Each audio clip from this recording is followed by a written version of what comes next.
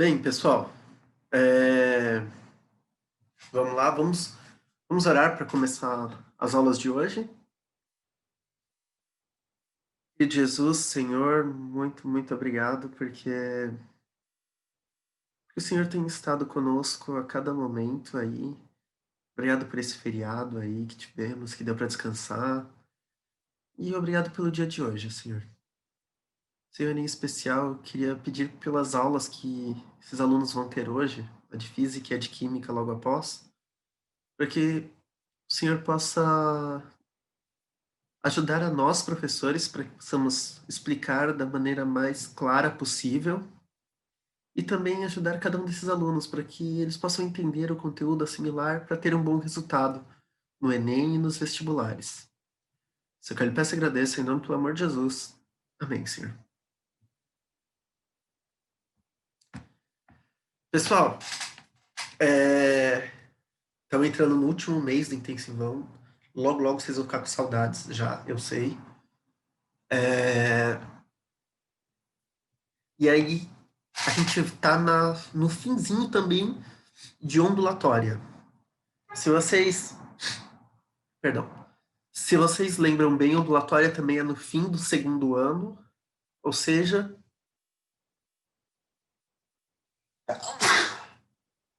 Perdão. Ou seja, logo mais vamos. Logo mais nós vamos começar a ver a última parte da matéria. Na próxima aula já a gente vai ver a última parte da revisão, que é a parte de elétrica e eletromagnetismo. Vocês devem lembrar, vocês viram no começo do ano, né? Que é lei de Ohm, circuitos, e aí a parte de magnetismo, ímãs e tudo mais. Então, assim, hoje a gente vai encerrar ondulatória. Então, amanhã eu libero para vocês a lista com exercícios de tudo da ondulatória, tá? Do que vamos ver hoje e do que já vimos antes, ok? E então vamos lá, vamos encerrar hoje. A Larissa me lembrou aqui, ela tinha perguntado para mim na aula passada se tinha diferença na velocidade do som com relação a vento forte, a chuva. Essas condições climáticas mudavam a questão da velocidade do som, podiam causar talvez um efeito Doppler ou coisa assim. Então,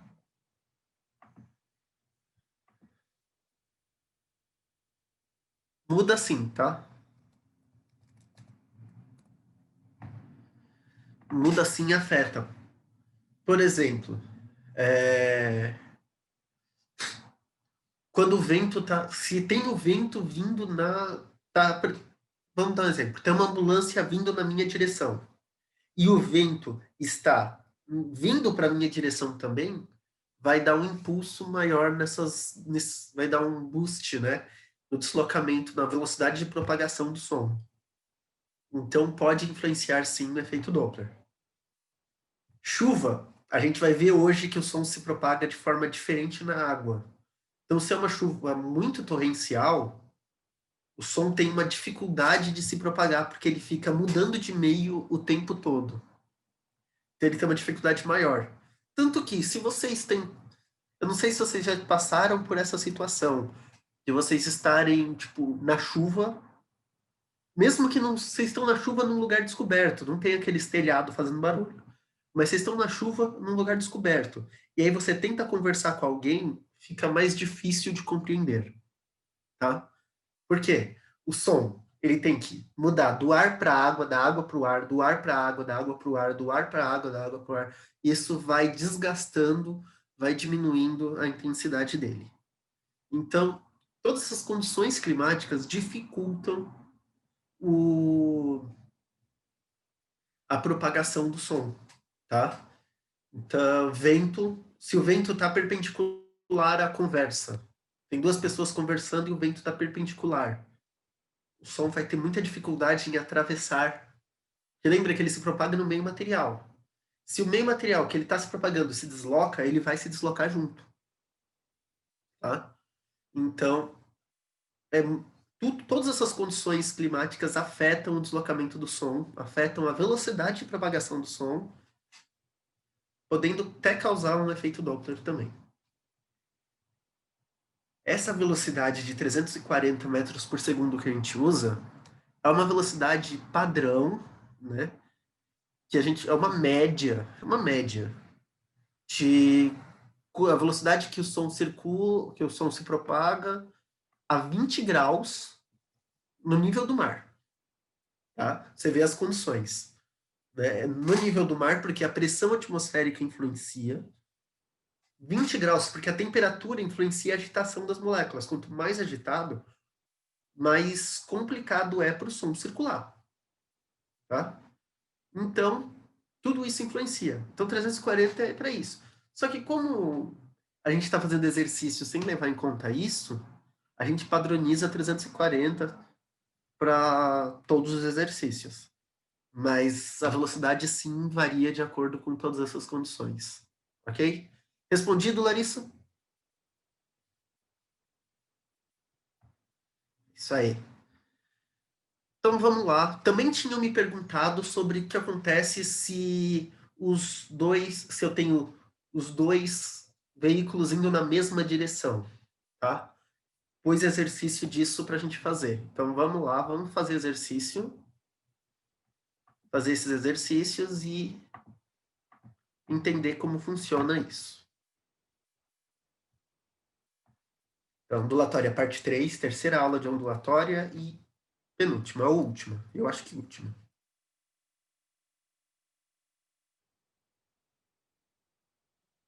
Olha aqui, ó. Uma perseguição policial, tipo aquelas de filme, sabe, gente? Então, tenho aqui uma perseguição policial, aí o carro que está sendo dirigido pelos ladrões foge com velocidade de 108 km por hora. Algumas centenas de metros atrás, o carro de polícia persegue eles velozmente com uma velocidade de 40 metros por segundo, se aproximando pouco a pouco da traseira do veículo. Se a sirene do carro de polícia emite frequência de 700 Hz, qual foi a frequência que o ladrão ouviu de seu carro? Então, temos aqui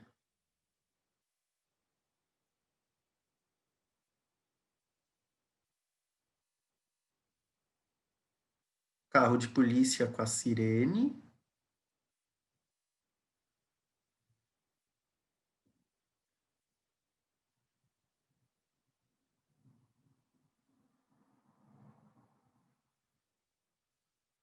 carro dos ladrões. Carro de polícia está vindo para cá, carro dos ladrões também está indo nessa mesma direção, tá? Então, os dois estão na mesma direção. Esse daqui com velocidade 8 km por hora. Esse com velocidade 40 metros por segundo.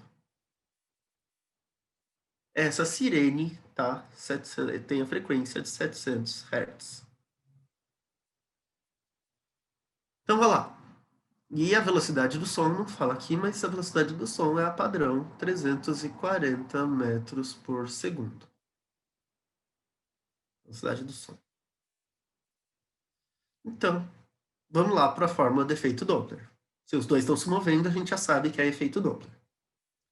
A fórmula do efeito Doppler vai ser a frequência nova, vai ser igual a frequência original vezes velocidade do som mais ou menos velocidade do observador. Velocidade do som menos mais velocidade da fonte. Começando a substituir, frequência nova vai ser 700 Hz vezes. Aí aqui, ó, velocidade do som, 340. Velocidade do observador. O observador é esse. Porque eu quero saber que o ladrão ouviu de seu carro. Então, esse é o observador. Ele está a 40 metros por segundo.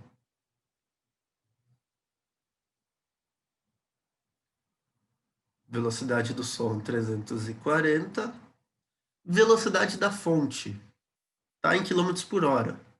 Tenho que transformar para metros por segundo. Então, eu vou dividir por 3,6. Fazendo essa conta de divisão, vai dar 30 metros por segundo. E agora, lembrando que essa é a fonte. Agora a gente tem que parar e olhar o sinal.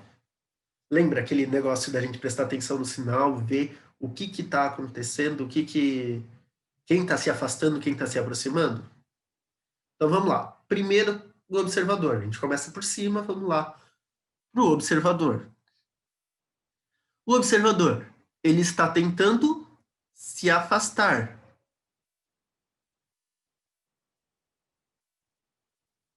Ele está tentando se afastar do carro de polícia, certo? Como todo ladrão sendo perseguido por um policial, ele está tentando se afastar do carro de polícia. Se vocês lembrarem lá, com relação ao observador, se aproxima positivo, se afasta negativo.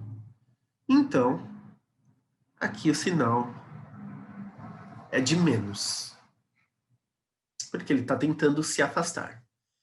E o carro de polícia, que é a fonte? A fonte está tentando se aproximar, né? O policial está se aproximando pouco a pouco. Então, ele está tentando se aproximar. Lembra que com a fonte é ao contrário? Se afastar é mais, se aproximar é menos. Então, aqui também vai ser menos. Então, situação em que eu tenho dois sinais de menos. Então, a frequência vai ser 700 Hz vezes 340 menos 40, 300, dividido por 340 menos 30, 310. A frequência vai ser 700 vezes... Aí, se você fizer 300 dividido por 310, vai dar 0,97.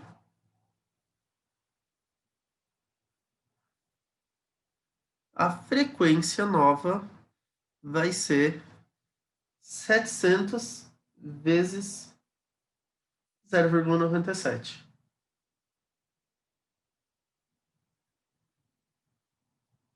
Que vai dar 679 Hz.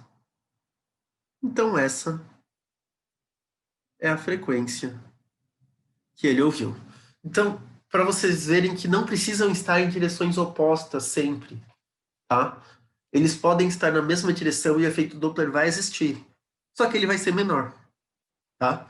Quando eu tenho os dois na mesma direção, seja nessa situação ou ao contrário, tipo a fonte aqui na frente, o observador atrás, então aí vai ter o observador se aproximando e a fonte se afastando, e aí vai ficar mais e mais, seja o caso do mais e mais ou o caso do menos e menos, existe efeito Doppler, só que a frequência, a diferença da frequência vai ser bem menor do que se eles estiverem em direções opostas, tá?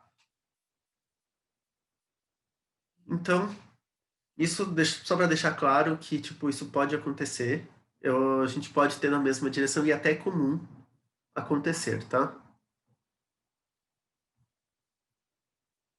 Outro exercício que eu trouxe para vocês foi para mostrar que o efeito Doppler também acontece debaixo d'água, tá? O efeito Doppler pode acontecer debaixo d'água, pode acontecer em outros meios. Desde que seja um meio material, se é um meio material, está possível de acontecer o efeito Doppler. Esse caso aqui é um caso de um efeito Doppler d'água. E aí eu mostro uma curiosidade aqui para vocês, a velocidade do som na água, 1.530 metros por segundo, tá? A água se propaga bem mais rápido debaixo d'água, porque as moléculas estão mais próximas uma da outra, né? Quanto mais próximo tá, mais rápido ele consegue se propagar. E aí a gente tem a seguinte coisa, ó. O mergulhador, ele tá parado debaixo d'água, quando escuta uma sirene vinda de um submarino que se aproxima dele com velocidade igual a 25 metros por segundo. Se ele escutou a sirene com frequência de 500 Hz, qual foi a frequência? Nossa, tá frequência. Perdão aqui, gente. É frequência. Qual foi a frequência emitida pelo submarino? Velocidade dados, a velocidade do som na água, 1.530 metros por segundo.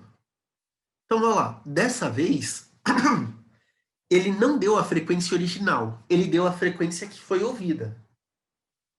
Então, quando a gente for colocar aqui na fórmula do efeito Doppler,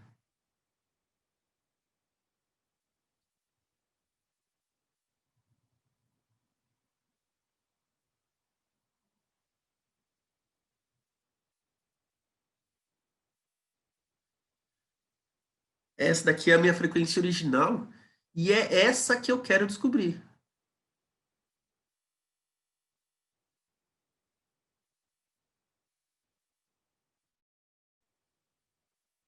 Tá? Não é essa daqui. Essa daqui é os meus 500 Hz. Tá? Preste bem atenção, eles gostam de fazer essa inversão para se tornar uma pegadinha, vamos assim dizer, de fazer as pessoas se confundirem, tá? A minha velocidade do som é essa daqui. E aí, o meu observador está parado, tá? Ele fala, ó, tá, o mergulhador está parado debaixo d'água.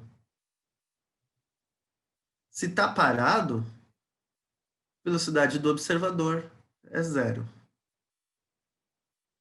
Se a velocidade do observador é zero, eu nem preciso colocar ele na fórmula.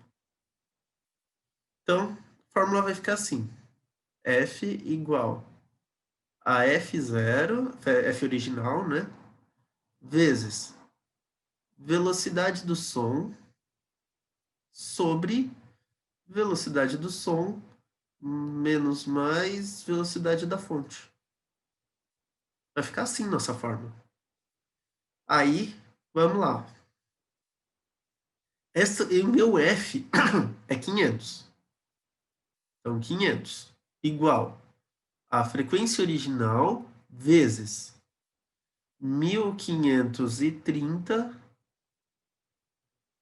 sobre 1.530 e a velocidade da fonte é 25 metros por segundo. A fonte está se aproximando ou se afastando? Olha aqui, ó. Aproxima dele. Se aproxima. Então está se aproximando. Quando a fonte se aproxima, é menos. Então aqui vai ser menos.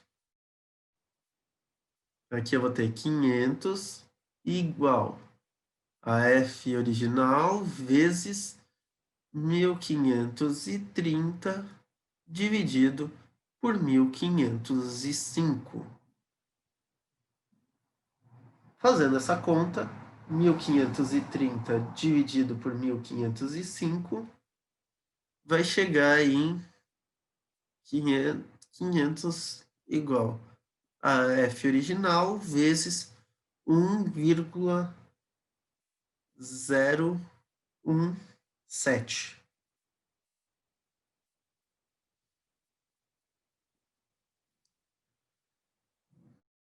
Aí, é só eu isolar o FO, vai ficar 500 dividido por 0,17 igual a FO.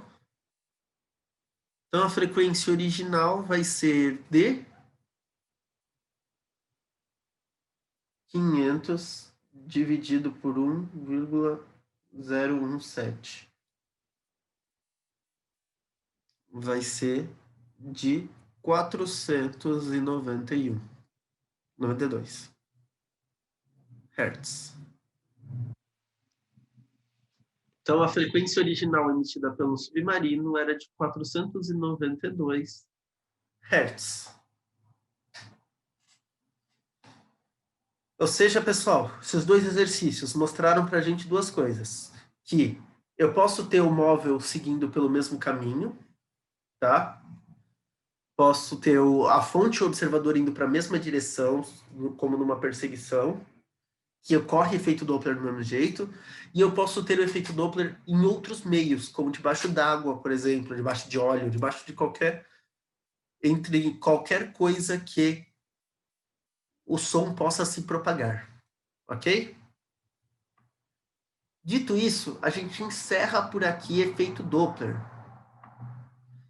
E só um último exercício aqui, teórico, tem a ver com aquilo que eu falei para vocês sobre o efeito Doppler funcionar com a onda eletromagnética também, que é com a luz.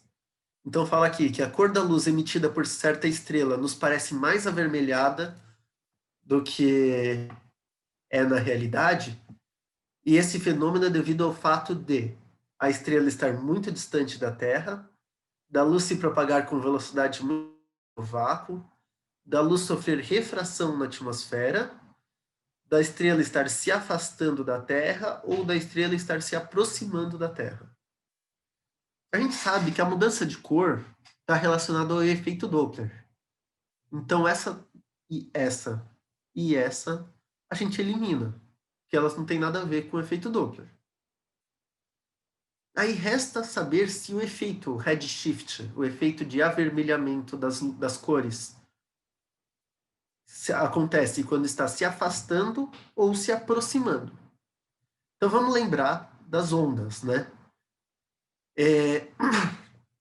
Eu tenho lá o vermelho e o violeta.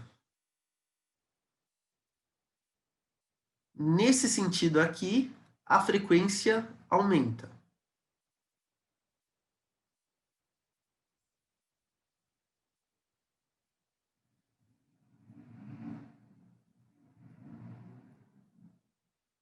E nesse sentido aqui, o comprimento de onda aumenta.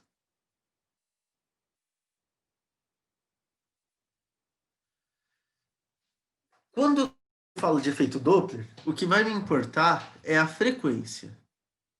Se as minhas coisas estão indo na direção do vermelho, quer dizer que minha frequência está diminuindo. Para minha frequência diminuir, eu preciso estar me aproximando ou me afastando? Lembra lá daquele primeiro slide que eu falei de efeito Doppler que tinha os círculozinhos? Quando um estava indo na direção do outro, as frentes de onda ficavam cada vez mais juntas uma da outra. Ou seja, a frequência aumentava. Quando eles estão se afastando, as frentes de ondas ficavam mais longe uma das outras. Então a frequência diminuía. Se a frequência diminui, o comprimento de onda aumenta quando eles estão se afastando. Ou seja, a luz parece estar... A cor da estrela parece ficar mais avermelhada quando a estrela... Perdão, escrevi errado. Quando a estrela está se afastando da Terra. Tá? Então, por isso. E é com base nisso que os cientistas falam que o universo está se expandindo, tá, gente? Porque eles veem tudo se afastando. Todas as estrelas tendem a ficar mais... A visão delas, a cor delas, da nossa observação, tende a ficar um pouco mais vermelha. Então, eles estão se afastando, então por isso que os cientistas falam que o universo está se expandindo cada vez mais. Dito isso, Vamos falar agora do último tópico de ondulatória, chamado acústica. Acústica nada mais é do que o estudo do som, tá? Literalmente a gente vai estudar o som, a música, o que a gente ouve, ok? E quando a gente vai falar do som, existem três coisas que a gente precisa lembrar. Três tipos de som, né? O infrassom,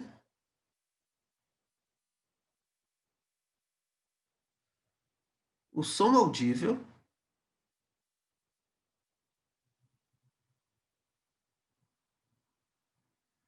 e o ultrassom.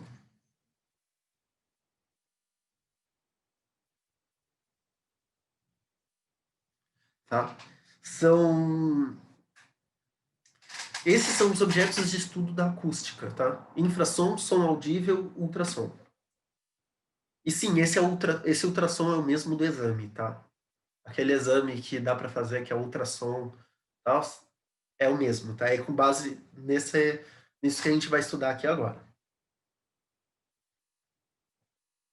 O que que a faixa, isso daqui é tudo baseado em frequências, tá? Essa divisão são faixas de frequência. O som audível para o ser humano é de 20 Hz até 20 kHz. Ou seja, 20.000 Hz. Essa é a faixa de som audível. Abaixo disso, menor que 20 Hz, o infrassom. Maior que 20 kHz,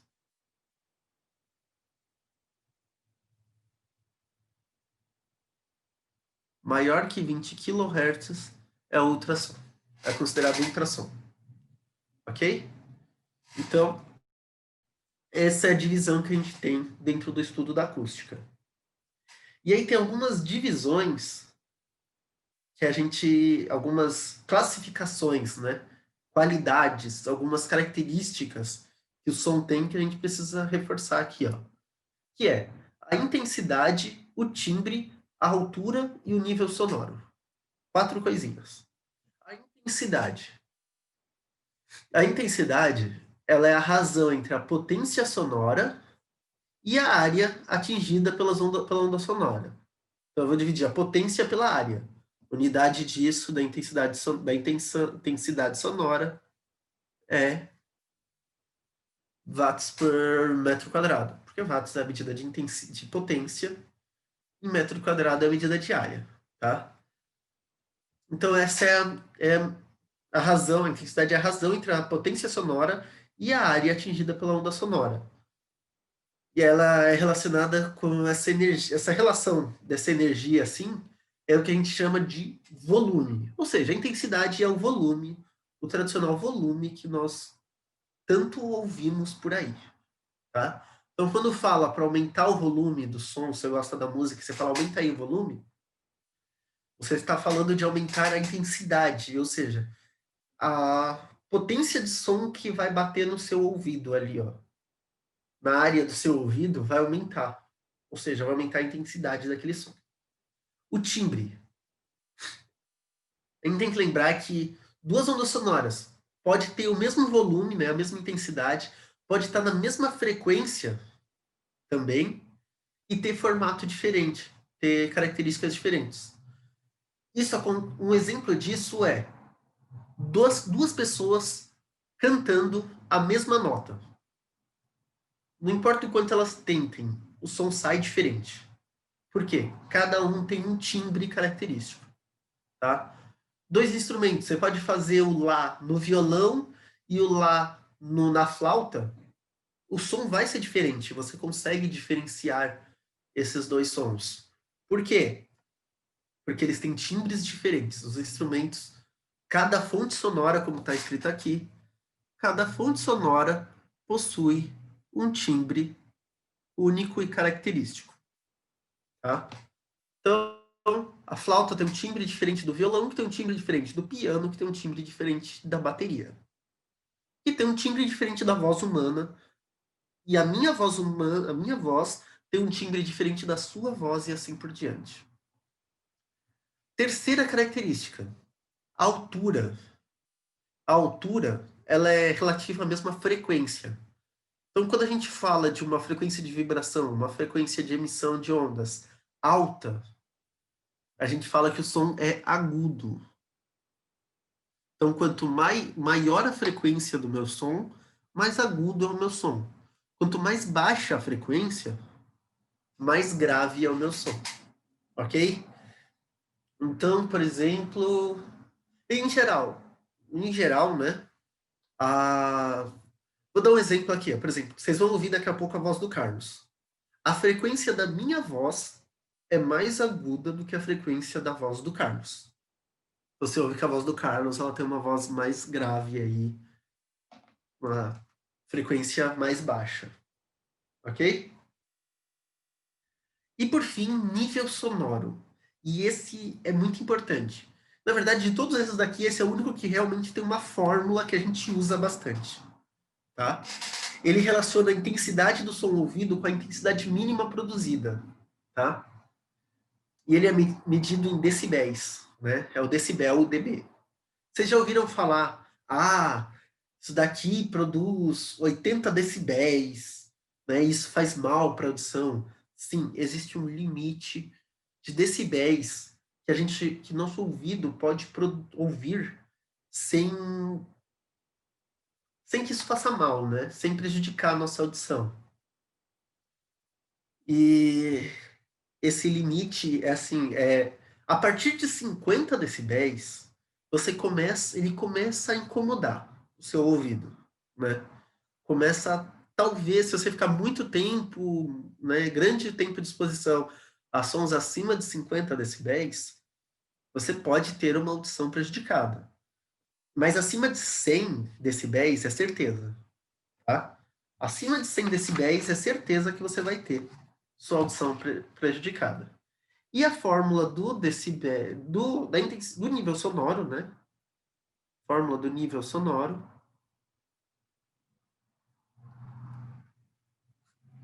Ela é dada por nível sonoro representado por esse B grego, né? O beta, né?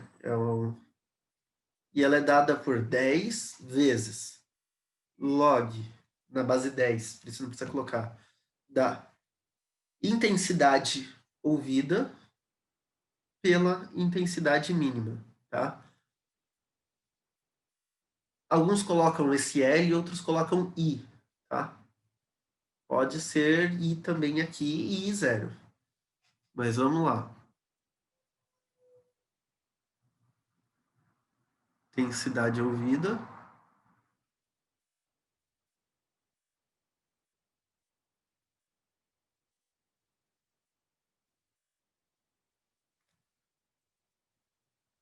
Intensidade mínima.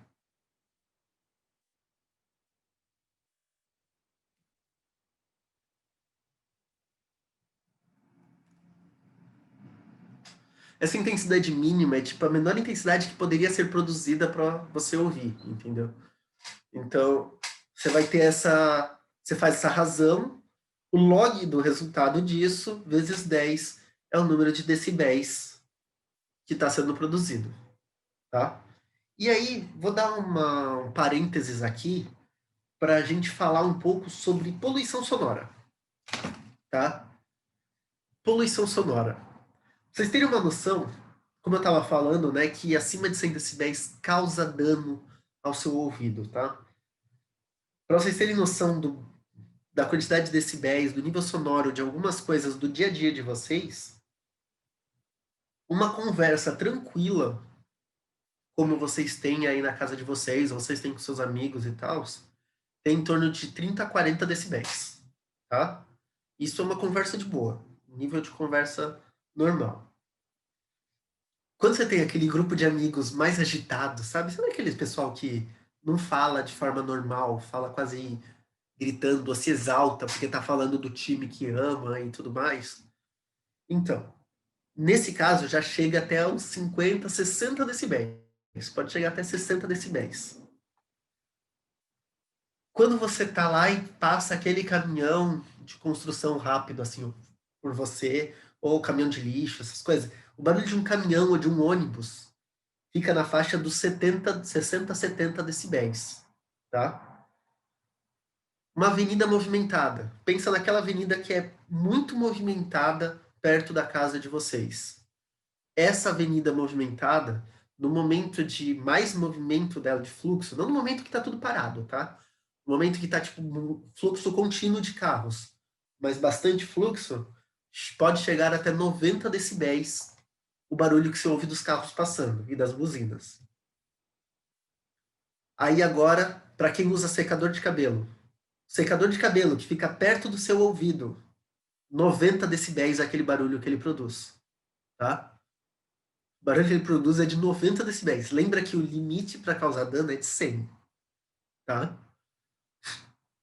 Aí vamos lá para as coisas que realmente causam dano na nossa audição e a gente ouve, querendo ou não, de vez em quando nas nossas vidas, né? Você tá lá e aí passa por uma construção, por uma rua reformando, coisa assim, e tem aquelas britadeiras, aqueles negocinhos que quebra o concreto. Aquilo lá, 120 decibéis. Por isso que, não sei se você reparou, o cara que tá lá com a britadeira, ele tá com um tampão de ouvido, ele não ouve nada. Pra não ter problema de audição. Senão, em um dia de trabalho, ele já tava surdo. Show musical, para aqueles que vão em show aí, foram em show algum dia na vida. Se você ficar perto da caixa, você pode chegar a ter no seu ouvido aqui 140 decibéis, tá? Varia entre 130 e 140, dependendo do tipo do show e do tipo da música que tá tocando, né? E o rojão, aqueles rojão que você solta assim no ano novo aí, 140 até 150 decibéis aquele estouro. Pá, que dá quando ele chega lá em cima. Por isso que quando você tá, se você tá com ele, você não solta ele direito e ele cai e estoura perto, tem muitos casos de pessoas que acabam ficando surdas com o estouro que acontece aqui perto, tá? Então, tomem cuidado também com isso, tá? Então, assim, todos esses que eu falei depois do secador de cabelo, esses causam dano à audição quase que imediato. Você começou a ouvir eles, você ficou um tempo ouvindo, você está exposto a risco da sua audição. E assim, mas o que que causa essa poluição sonora, né? O que risco causa? Entre as coisas que dá poluição sonora, perda de, perda de memória, dor de cabeça, aumenta o seu cansaço, pode causar uma perda auditiva e até uma surdez permanente se você for exposto por muito tempo a decibel alto. Então tomem cuidado, viu, gente? Prestem muita atenção aí, tomem cuidado com os decibéis, tá? Tomem cuidado com esses danos que podem acontecer ao seu ouvido. Beleza? Bora lá para alguns exercícios, tá? O exercício da UFSCar aqui, para a gente ver um pouco de acústica em vestibulares. Um homem adulto conversa com outro de modo amistoso e sem elevar o nível sonoro de sua voz. Enquanto isso, duas crianças brincam emitindo gritos eufóricos, pois a brincadeira é um jogo interessante para elas. O que distingue os sons emitidos pelo homem dos emitidos pelas crianças? Quais características que distinguem? O timbre? Apenas? A altura? Apenas? A intensidade e o timbre? Apenas? A intensidade, a altura e a intensidade apenas? Ou a altura, a intensidade e o timbre? Pessoal, pode, se vocês quiserem responder aí no chat para eu comentar aqui, responde, viu? Se tiver perguntas também, podem fazer aí no chat que eu leio, tá? Pessoal, pensa aqui o seguinte, a gente falou que duas fontes sonoras quaisquer tem timbres característicos. Então, a voz do homem e a voz das crianças tem timbres característicos. Então, a gente sabe que o timbre é uma das coisas que distingue. Então, a gente pode tirar aqui os que não têm timbre. Além disso, a gente falou sobre a intensidade, que é o volume, certo? Crianças gritando, tendo gritos eufóricos. Eu não sei aqui quantos de vocês têm irmão mais novo, mas vocês sabem o que é um grito eufórico de uma criança, certo? Então, é um volume, tipo, muito, muito alto. Diferente de duas pessoas conversando de modo amistoso, sem elevar o nível sonoro da voz. Então, a gente sabe que a intensidade tem a ver com isso. Então, já não é mais o timbre apenas. Pode ser que seja a intensidade e o timbre, ou pode ser que seja a altura, a intensidade e o timbre. Altura. Vamos falar um pouco sobre altura. Tem diferença na altura? A voz de uma criança é mais aguda do que a de um adulto? De um homem adulto? Se fosse, tipo, se falasse só simplesmente um adulto genérico, né? Podia ser uma mulher e tal, você podia falar, não, mulher pode ter a voz mais aguda que a criança. Mas, em geral, tá? A voz de uma criança é mais aguda do que a voz de um homem adulto, tá? São poucos os casos em que tem crianças com vozes já mais graves, ok? Então, a gente pode dizer que a altura também é uma distinção entre essas duas aí. Então, quem falou E aí, acertou. Alternativa E. O que difere é a altura, a intensidade e o timbre. Por fim, a próxima. Durante a apresentação de uma orquestra, um espectador consegue facilmente distinguir os sons de cada um dos diversos instrumentos musicais, mesmo que esses emitam sons de mesma intensidade e frequência. A característica do som que permite a distinção das diversas fontes sonoras é. Ah, eu não coloquei aqui, gente. Essa questão é da Unisa, tá? Não sei se alguém vai prestar Unisa. Questão da Unisa. A característica do som que permite distinção das diversas fontes sonoras é. Tadadã. Ele já fala aqui que estão emitindo na mesma intensidade e frequência, né, gente? Então eu posso tirar frequência e intensidade. A velocidade do som muda de instrumento para instrumento? Não, tá tudo no ar. Então a velocidade não muda. E o volume? A gente não falou que intensidade sonora e volume é a mesma coisa? Então, se a intensidade é a mesma, o volume é o mesmo também. Logo, como eu já disse algumas vezes na aula de hoje, o que difere um instrumento do outro é o timbre. Letra B, o timbre. Pessoal, é isso. De acústica, a gente ainda tem mais um pouquinho para ver de acústica na próxima aula, que não vai dar tempo de eu ver hoje, de eu falar hoje para vocês, mas ainda tem um pouquinho de acústica para a gente ver na próxima aula, tá? Vai terminar na próxima aula, não vai terminar agora, que é sobre os tubos sonoros e as cordas, né? A gente vai entender, e aí fica para os músicos aí de plantão, a gente vai entender de verdade como é que funciona a variação da frequência, por que que no violão eu consigo fazer a mesma nota em duas posições diferentes. Na flauta, a mesma coisa. Por que que eu consigo fazer isso? Né? Então a gente vai falar de tubos sonoros e cordas. E a gente vai falar um pouquinho sobre como funciona então a produção de sons em tubos e cordas. Por hoje é só, pessoal. Até mais aí. Até semana que vem. Se tiver alguma pergunta, falem aí, pode falar, pode escrever aí que eu leio, gente. Se não, é isso, Pro. Boa noite a todos os alunos. Desculpe o atraso, mas infelizmente o trânsito dessa cidade louca aí, até na internet a gente se atrasa. Mas tudo bem, vamos lá. É o seguinte, hoje nós vamos estar falando de um assunto que com certeza, mais do que seguro de tudo, vai cair no vestibular desse ano, tá? Então, além do tradicional que vocês já conhecem, que vocês já sabem das matérias como um todo, vai cair sim a parte do coronavírus.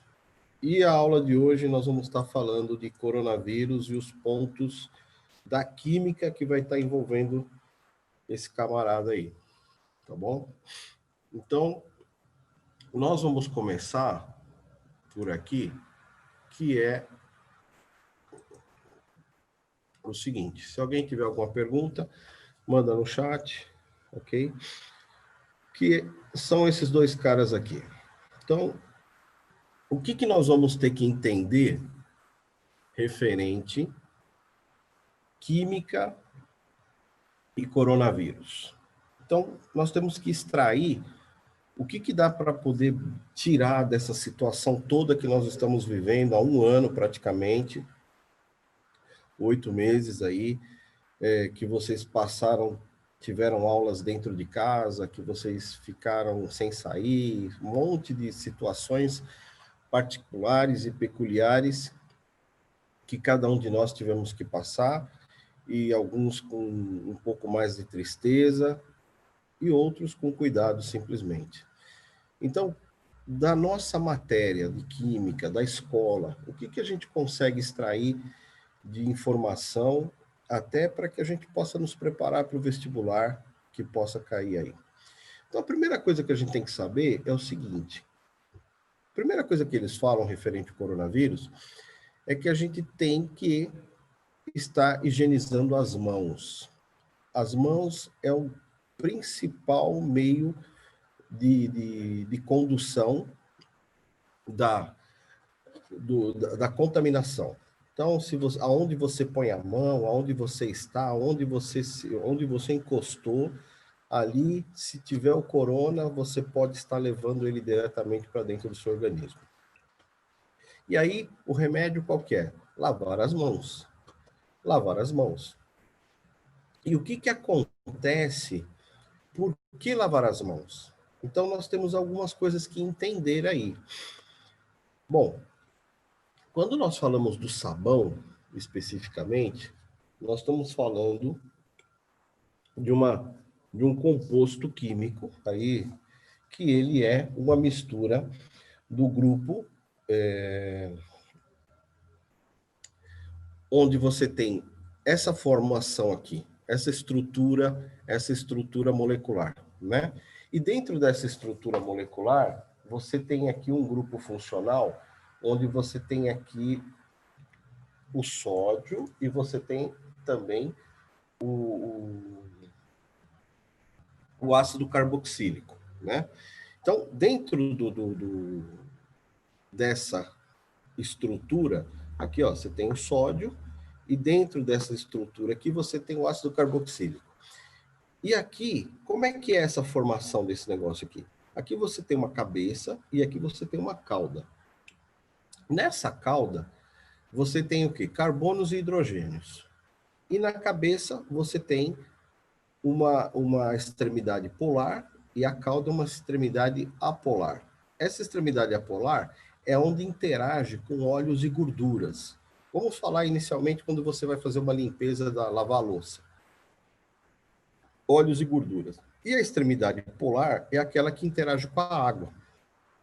Então, nós vamos entender aqui como é que isso daí depois vai relacionar em relação ao corona. Então, muito bem. Você tem aqui uma carbonila, que tem o oxigênio ligado no carbono. Você tem aqui, que é uma condição de o oxigênio com o sódio, e você tem uma condição carboxílica aqui.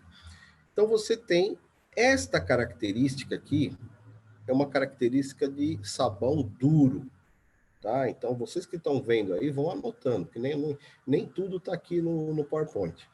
É uma característica de sabão duro. Então, o sabão duro é aquele sabão de pedra que é usado no tanque, que é usado na louça, é aquele sabão de característica que ele é mais, que a gente chama de sabão duro. Ele é feito de quê? De sódio com ácido carboxílico. Muito bem. Se fosse o sabão mole, que a gente chama de sabonete, ou até mesmo um sabão mesmo de característica de sabão, mas ele não é tão duro, mas tem a característica de... O que a gente chama de sabão mole? Aquele que se desmancha rápido na água, né? Ele tem mais umidade, ele tem todas essas características. Este sabão, de vez de ser o ácido carboxílico, ele tem, ele tem potássio. Então, ele tem sódio, sal com potássio. Então, o sal com potássio tem a característica do sabonete e a cauda da estrutura, que é uma cadeia polar, que é carbono e hidrogênio. Por que eu trouxe isso daqui para cá, para vocês verem? Porque para vocês saberem qual que é a estrutura molecular de um sabão. Então, a estrutura molecular de um sabão é essa daqui. Isso pode cair no vestibular. Por quê? Porque está muito em evidência, nós estamos vivendo isso. Nós estamos vivendo essa característica de que você precisa estar lavando a mão a todo momento. A todo momento você está lavando a mão para você não se contaminar. Então é muito, muito, muito, muito característico, muito provável que tenha uma questão de química que envolva essas condições aí de sabão, que é onde você tem essa condição aqui da estrutura polar. E aí o que acontece? Como é que reage isso daí? Então olha aqui no quadrinho abaixo aqui. Então você tem uma porção hidrofóbica que recobre as partículas de sujeira. Então, ó, você tem aqui as moléculas de sabão e aqui embaixo você tem a sujeira em vermelho. Elas vão entrando em contato. A cauda, que é apolar, ela se conecta com a sujeira, porque a sujeira também é apolar. E aí, a cabeça, que é polar, interage com a água, depois que acontece aquela característica aqui embaixo, as partículas de sujeira ficam em suspensão, desprende da superfície e permanece em suspensão, o que ela faz? Ela arrasta a sujeira com a água. E aí você lava a roupa, lava a mão, lava a louça, e aquela partícula que estava de sujidade, de gordura, de óleo, ela sai e o que fica na superfície é só a extremidade a molécula de sabão, onde fica ali a extremidade polar, que é a cabeça, e a parte da cauda polar. É o mesmo conceito da máquina de lavar roupa. A máquina de lavar roupa, o sabão em pó, quando ele entra em contato, quando o sabão em pó, o sabão líquido, depende do tipo de máquina que se usa, que vocês têm na casa de vocês, mas quando a máquina dá aquela parada, que dá aquela parada que vai fazer, ali o sabão está entrando em reação com a sujeira da roupa. E faz esse tipo de situação que está aqui no desenho. O princípio ativo, junto com ele entra as características apolares, a condição apolar da molécula se gruda na sujeira e a sujeira fica em suspensão na água. Fica em suspensão. E aí, por isso que a máquina faz aquele enxágue e sai aquela água suja, sai aquela água escura. E a roupa, por consequência, vai ficando limpa. E a sujeira mais pesada, ela vai para o fundo, onde fica naquele copinho lá de reservatório da máquina, tá certo? E é a mesma situação da mão. Você lava a mão e a sujeira vai embora. Muito bem. Aqui eu estou colocando uma comparação para vocês verem a diferença, onde tem a estrutura do detergente. Olha aqui a estrutura do detergente. Então, lá no sabão, se você olhar na parte de baixo, você tem aqui a característica da cadeia do sabão, carbonos e hidrogênios, a cauda, e na cabeça uma condição de uma carbonila e o sódio, dando aqui o ácido carboxílico. Nessa estrutura do detergente, você também tem uma cabeça que tem uma estrutura apolar, uma estrutura polar, e a cauda também é apolar. Só que De vez de você estar usando potássio ou usando ácido carboxílico, você está usando sulfonato. Você, a base de sulfonato, a base de enxofre, você tem aqui um sulfonato junto com sódio. Então, esta característica também é uma estrutura de detergente. Muito bem, ó, até está o nome aqui, ó, o dodecilbenzeno sulfonato de sódio. Esse é o nome do componente ativo do detergente para poder interagir com o óleo, interagir com a sujeira e fazer toda a limpeza. Por que a gente não usa detergente para lavar a mão? Porque esse dodecilbenzeno, ele tem uma reação muito mais forte. E isso, se você já lavou louça na vida e já percebeu que quando você lava muita louça, a sua mão fica áspera, fica ressecada, é por causa do componente químico que está no detergente.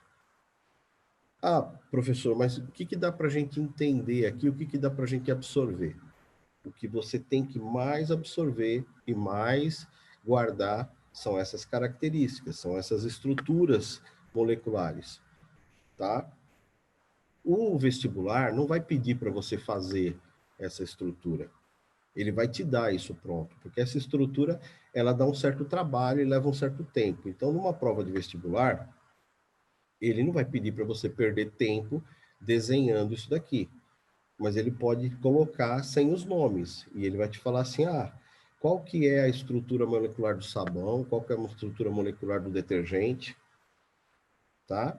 E aqui do lado eu coloquei uma outra situação.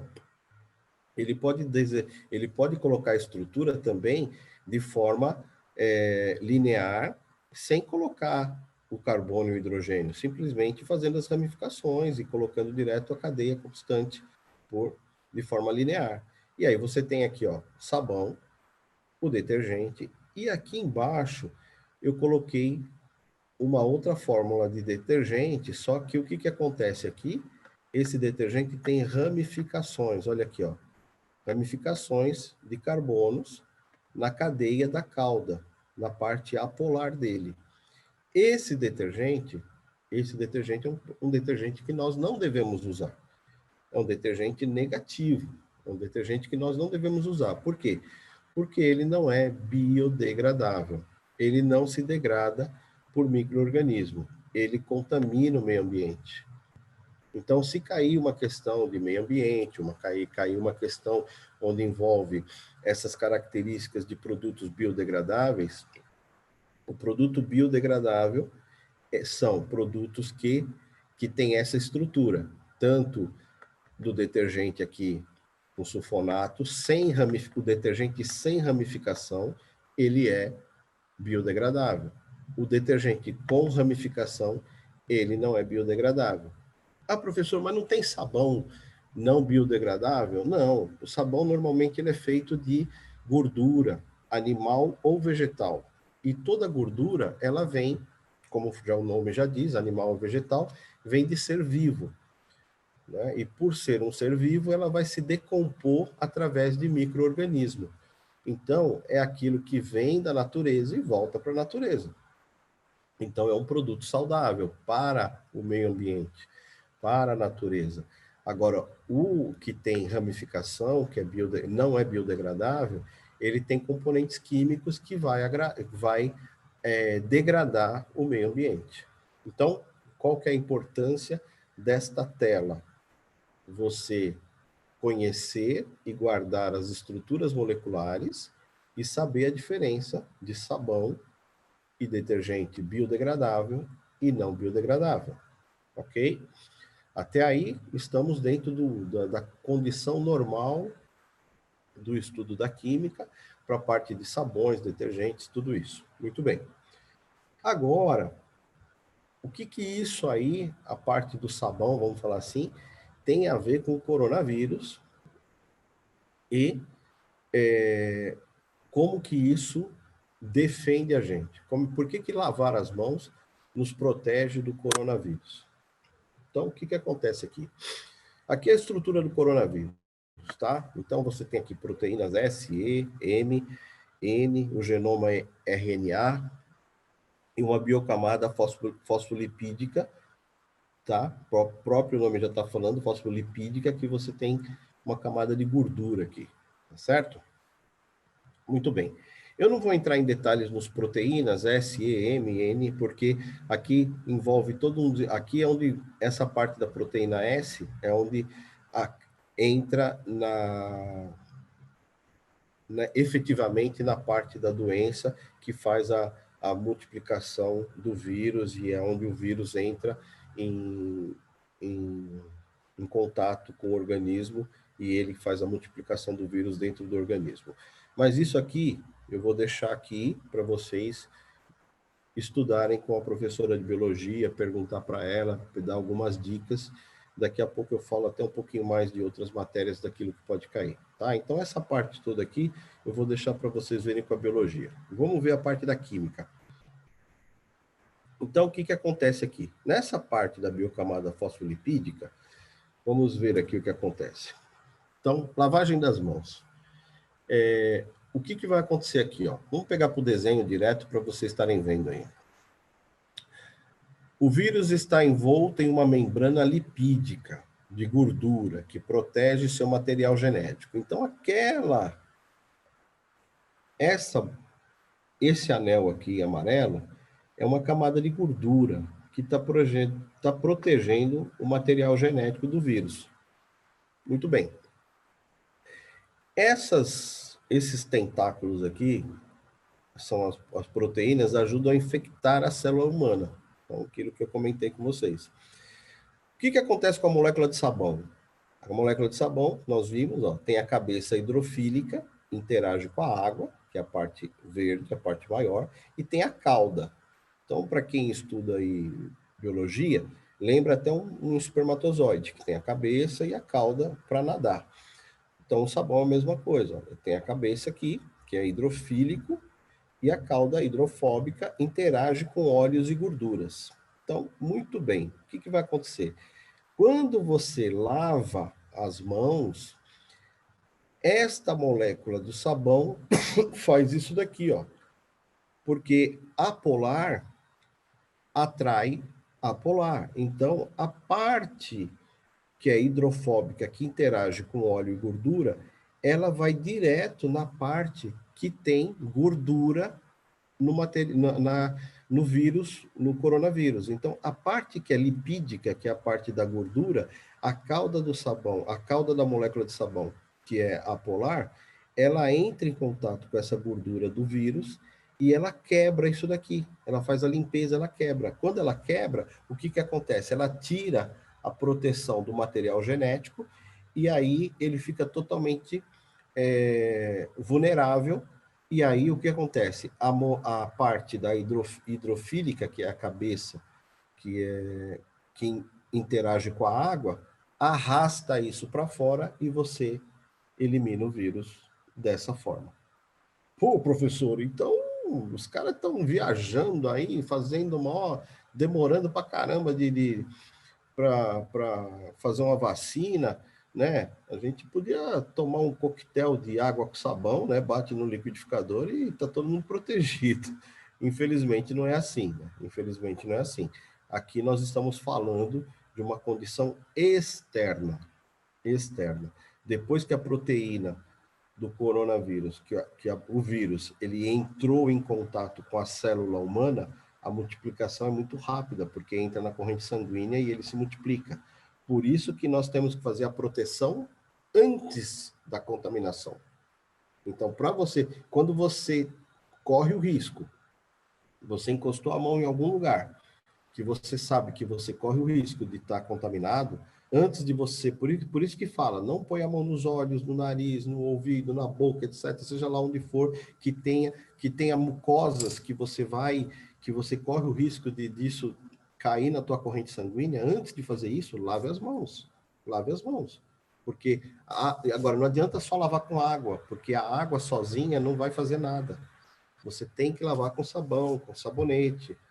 Aí, mas se não tiver sabão e sabonete, vai na pia da cozinha, usa o detergente, depois passa um creme na mão para proteger, entendeu? Então, é assim que acontece. é assim que reage, por isso que a gente usa água, sabonete, sabão. Então, aqui do lado eu coloquei um texto falando: é permitido usar sabão e sabonete comum em casa para proteger e não espalhar o vírus? Sim. Inclusive, uma das principais medidas de prevenção ao coronavírus, indicada pela Organização Mundial da Saúde, a OMS, é lavar as mãos com água e sabão.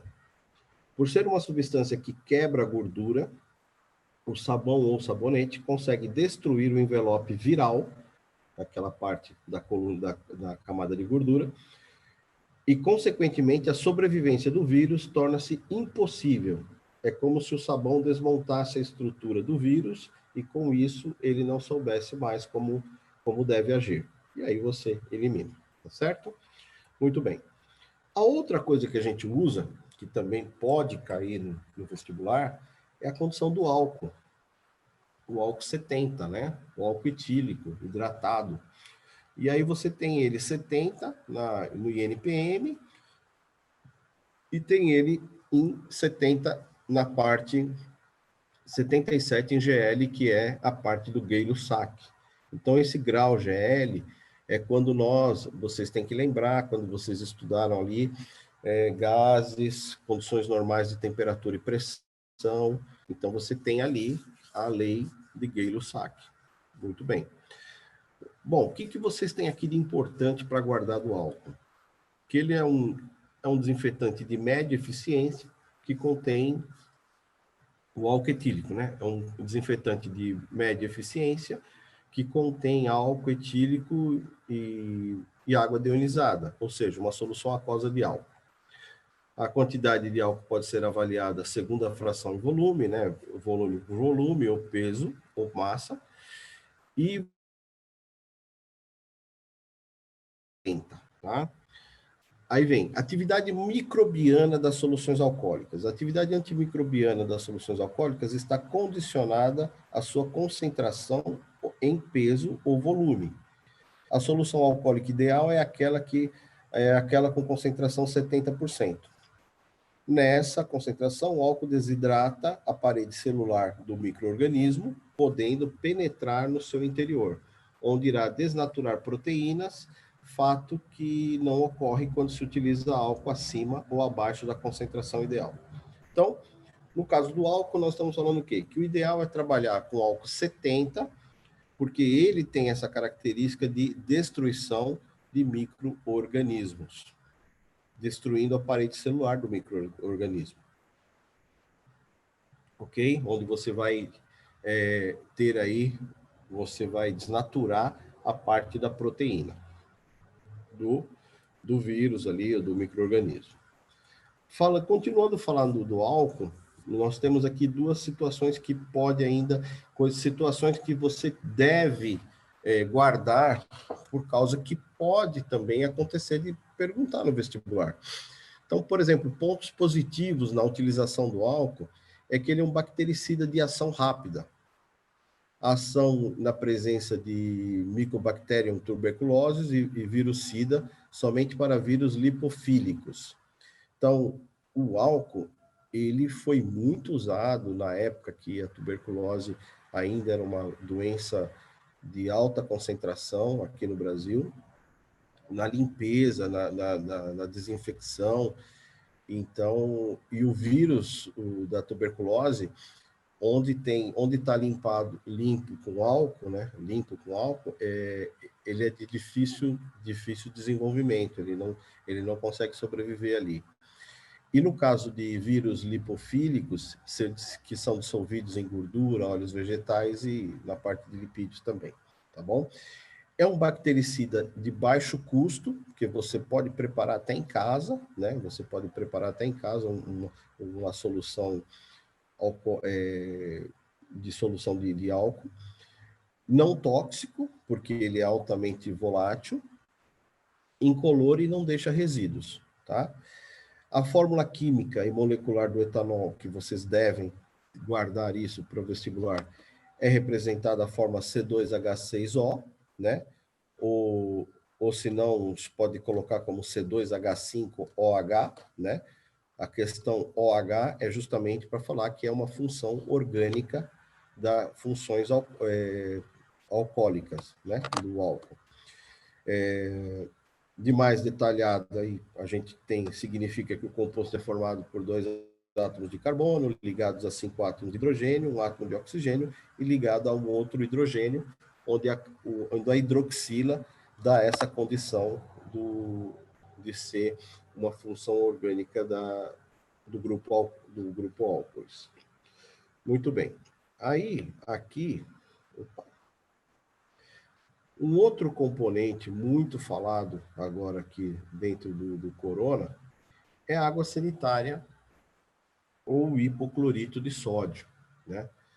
Esse produto possui aplicações principais como desinfetante e como alvejante, né? Todo mundo sabe que água sanitária, conhecida como Cândida, Cândida não é nome do produto, é a marca comercial do produto, ele é alvejante, onde cai na roupa, ele vai clarear. Se você joga também no piso, em alguma parte que tem uma certa sujeira, ou que você tem uma gordura ali, você quiser tirar.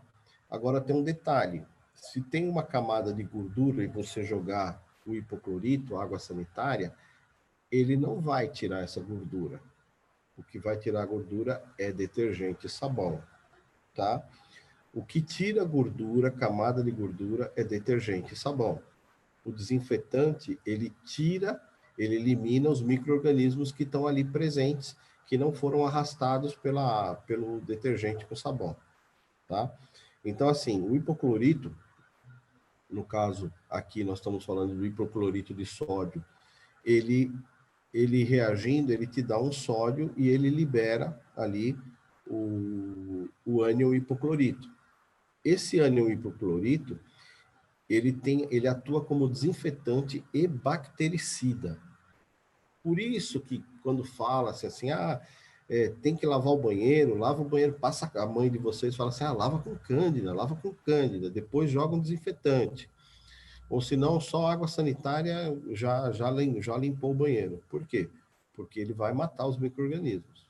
Ele reage de forma muito forte, tá?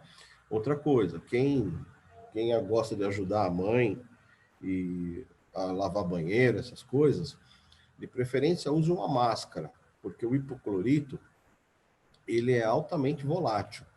Então, se você percebe, qualquer um que chega num lugar que está sendo usado água sanitária, de longe você sente o cheiro. Por quê? Porque ele é volátil, ele se desprende no ar de forma muito rápida. E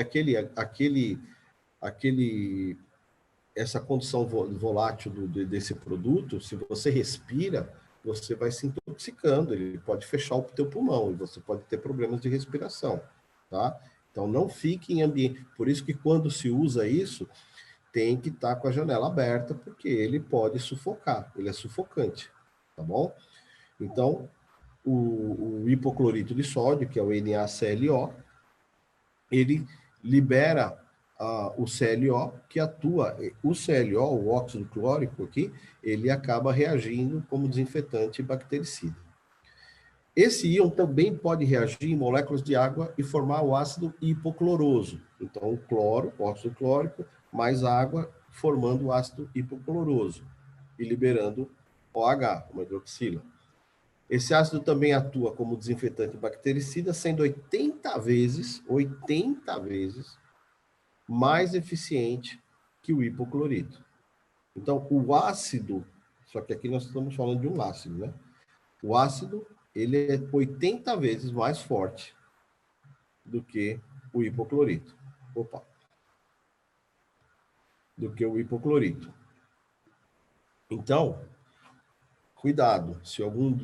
Bom, esse ácido nem vende de forma comercial tão fácil. Você precisa, às vezes, até de... ninguém vende de forma tão fácil o hipoclorito, o ácido hipocloroso, perdão, porque ele é... Como é que fala?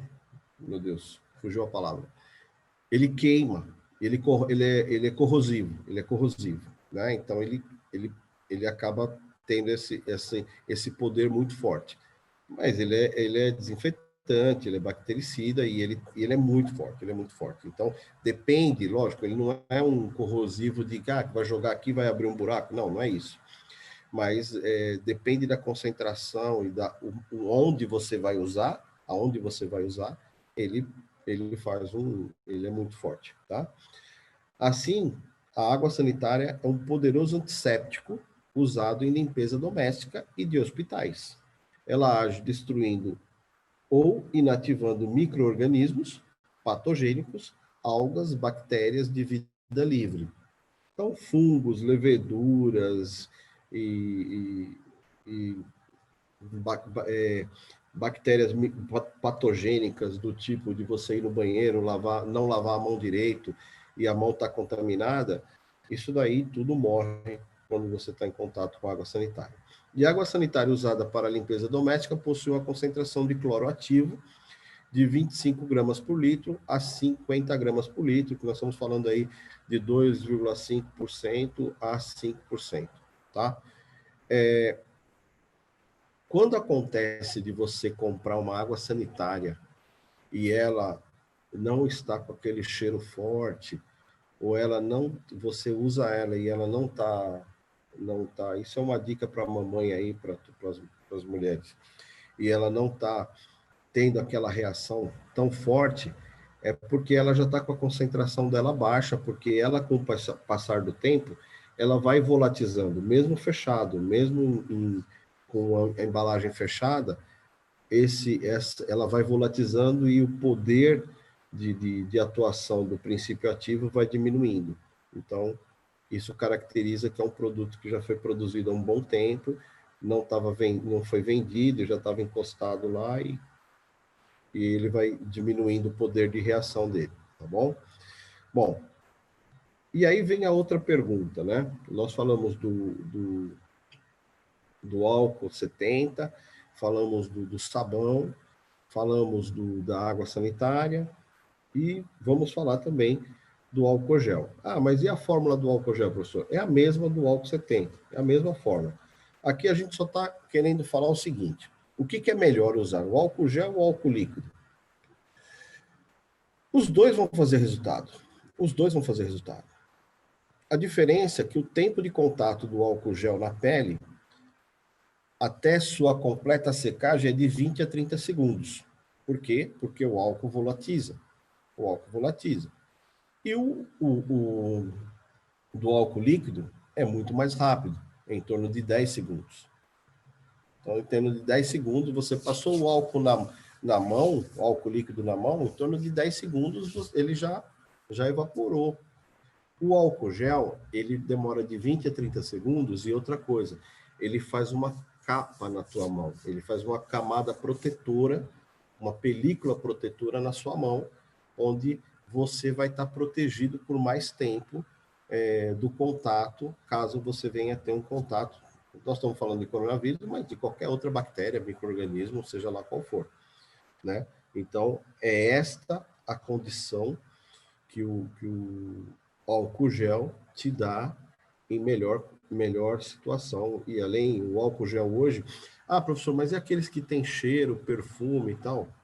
Não, não faz diferença nenhuma.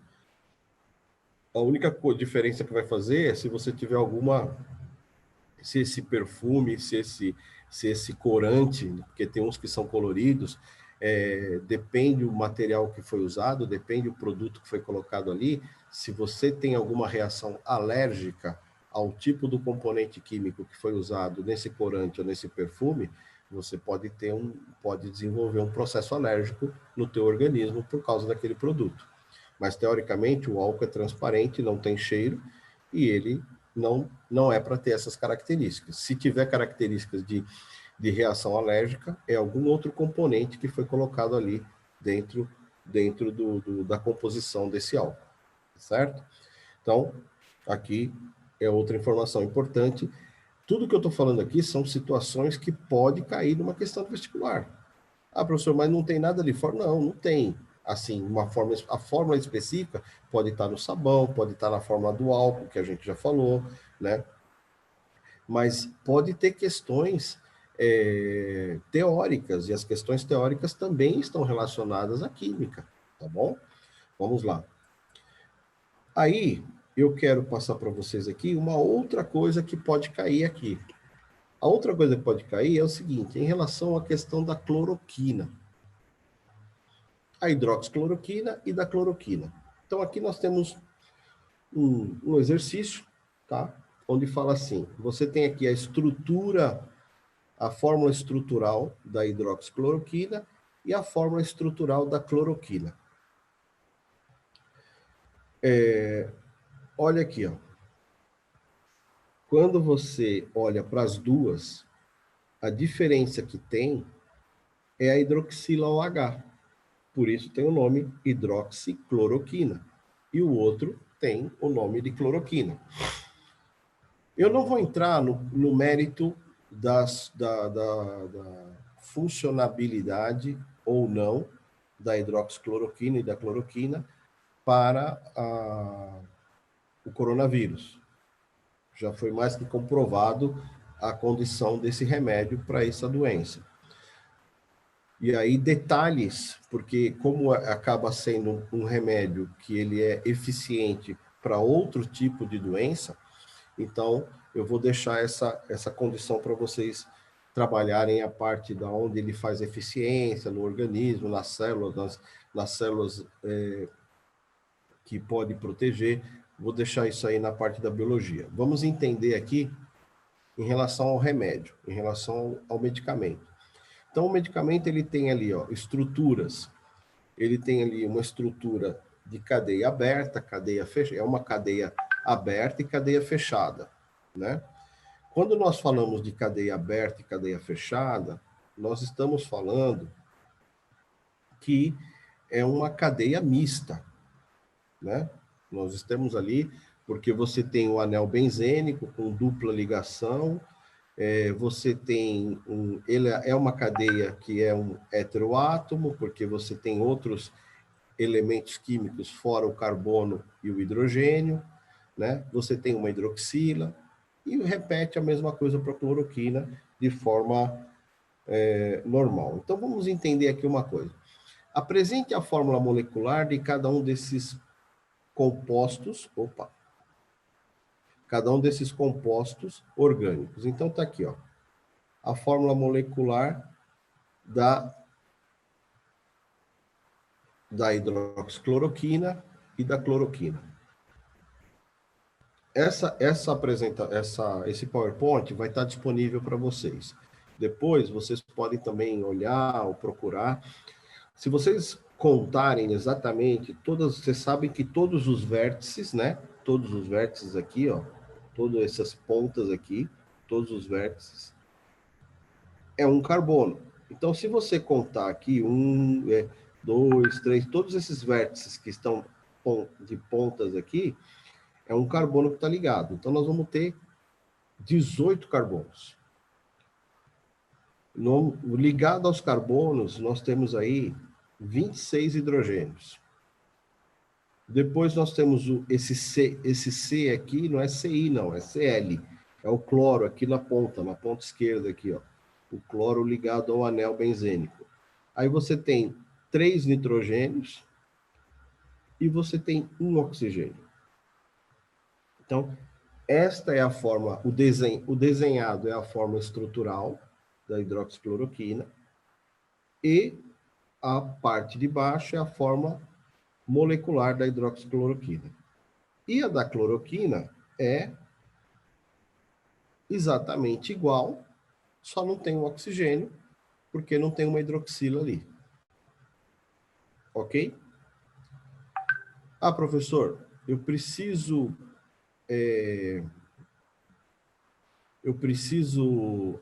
saber fazer esse desenho da hidroxicloroquina? Não, não precisa saber fazer, mas você tem que conhecer. Por quê? Porque nenhuma prova de vestibular vai pedir para você fazer a fórmula estrutural da hidroxicloroquina e nem da cloroquina, tá bom? Eles não vão pedir para você fazer o desenho, mas eles podem pedir para você fazer a fórmula molecular.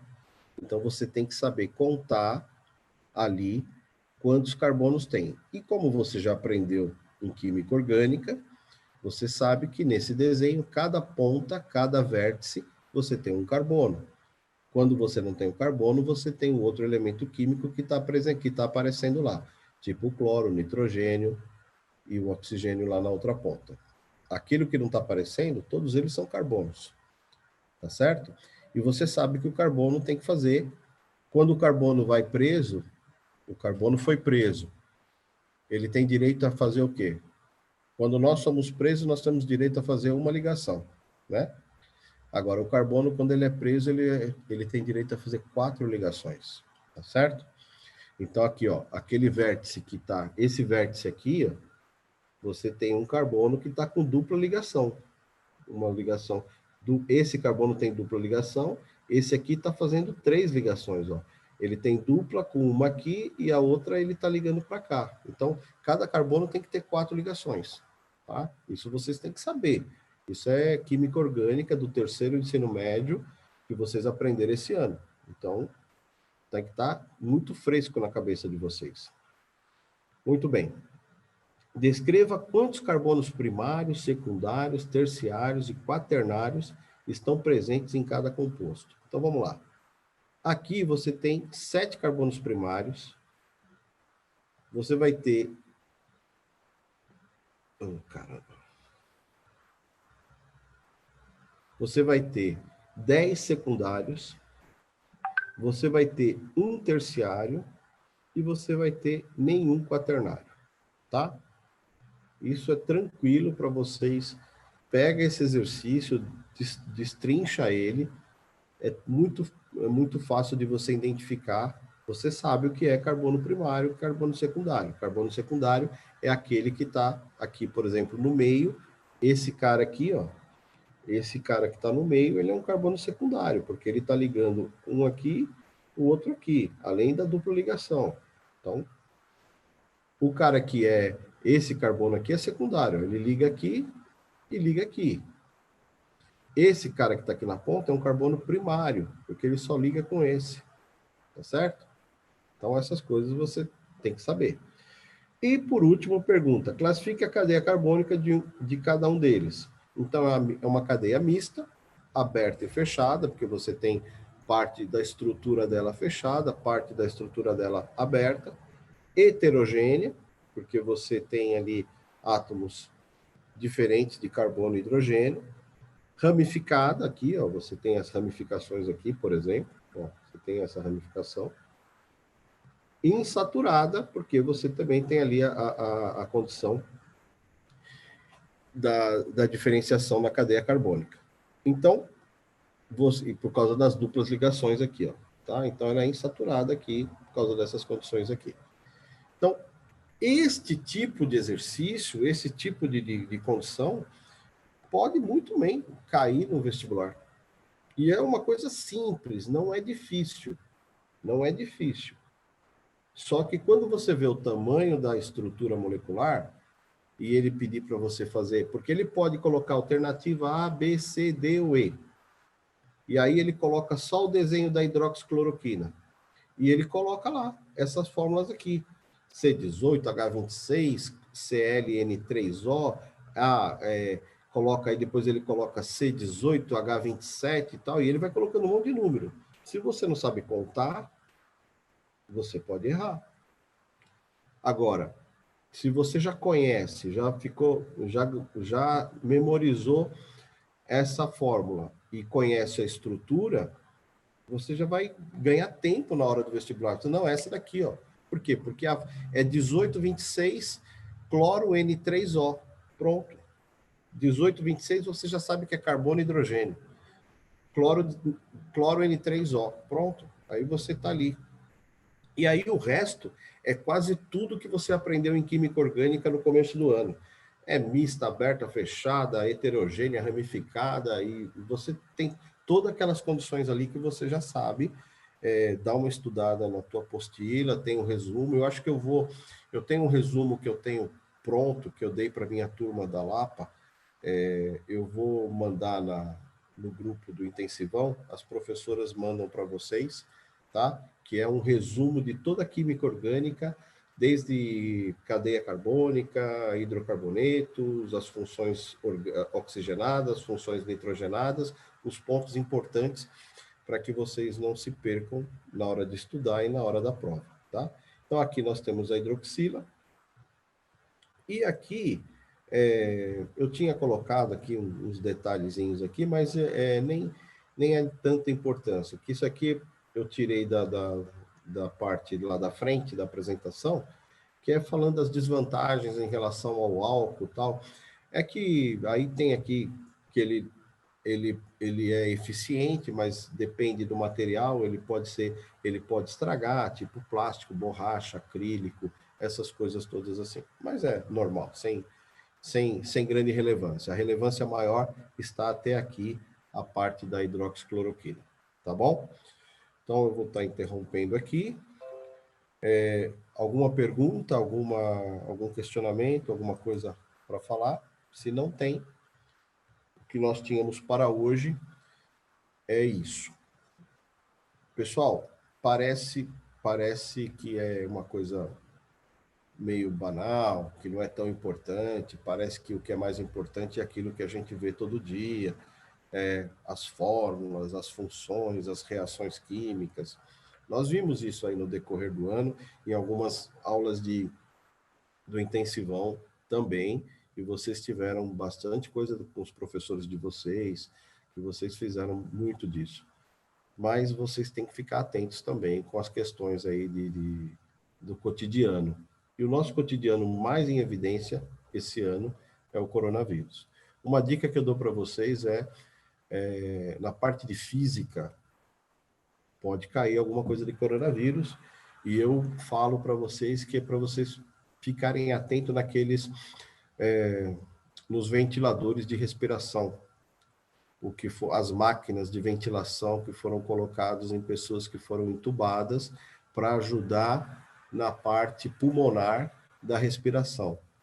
Só que aquilo ali tem um processo mecânico, físico, antes de entrar na parte biológica, na parte da ressuscitação do ser que está ali com falta de ar ali, que precisa ser entubado. Tá? Então, esses ventiladores, eles têm um processo mecânico onde ele vai aumentar o fluxo de ar. E isso é o quê? Isso é física. Isso é física. Você está aumentando mecanicamente esse fluxo de ar que vai entrar. Por que isso não poderia cair uma questão sobre esses equipamentos que teve tanta polêmica de compra, já teve um monte de situações que aconteceu nesse equipamento, perdão, e que teve aí dificuldades aí, tá certo? Então, assim, são detalhes, vocês têm que ficar muito ligados nisso, sabe? A questão da geografia, a geografia pode cair uma questão, contaminou, o mundo inteiro foi contaminado. Começou na Itália, tal, quer dizer, veio da China, a Itália foi dos países que mais morreu gente no começo, né? E depois, a parte da história, uma questão de história, vai comparar o coronavírus com a peste negra e a gripe gripe espanhola. Você tem que saber o que aconteceu com a espanhola, com a peste negra, para poder ver que tipo de comparação que é feita com o coronavírus, com a Covid-19. Entendeu? São situações. Pode cair na redação, pode cair na língua portuguesa, na parte de interpretação, todos esses textos que são colocados científicos aí, como você saber interpretar isso. Então, eu quero dizer para vocês o seguinte, o vestibular está com a faca e o queijo na mão para poder fatiar esse coronavírus de todos os tipos para colocar em todas as matérias, se quiser. A parte da filosofia, sociologia, onde quiser colocar. Matemática, puxa vida, todas essas estatísticas que a gente vê no jornal, a curva, tal, você está em crescimento, o ápice da doença, depois começa a descer, dá para se fazer muitas questões elaboradas aí de coronavírus com praticamente todas as matérias. Tá bom? Gente, o que eu tinha que falar era isso, já acabou passando um pouco mais do horário. Vamos orar para encerrar. Professora Margarete, professora Iris, querem comentar alguma coisa? Tem alguma coisa para falar? Não? Não, Pro. Obrigada, só e pode fazer a oração. Tá bom. Oremos então. Querido Pai de amor, obrigado, Senhor, pela vida e por mais uma oportunidade de estarmos aqui reunidos para poder falarmos um pouco mais de conteúdo que agrega valor à nossa vida, para que a gente possa também estar nos preparando melhor. Também quero pedir, agradecer e pedir que o Senhor continue nos protegendo esses alunos, as professoras, todo o nosso corpo docente do colégio, que possamos sentir a tua proteção a cada dia. Cuida de nós, dá-nos uma excelente noite de descanso. Para quem não jantou ainda, também um excelente jantar. É o que eu peço e agradeço em nome do teu Filho amado Jesus. Amém, Senhor. Amém.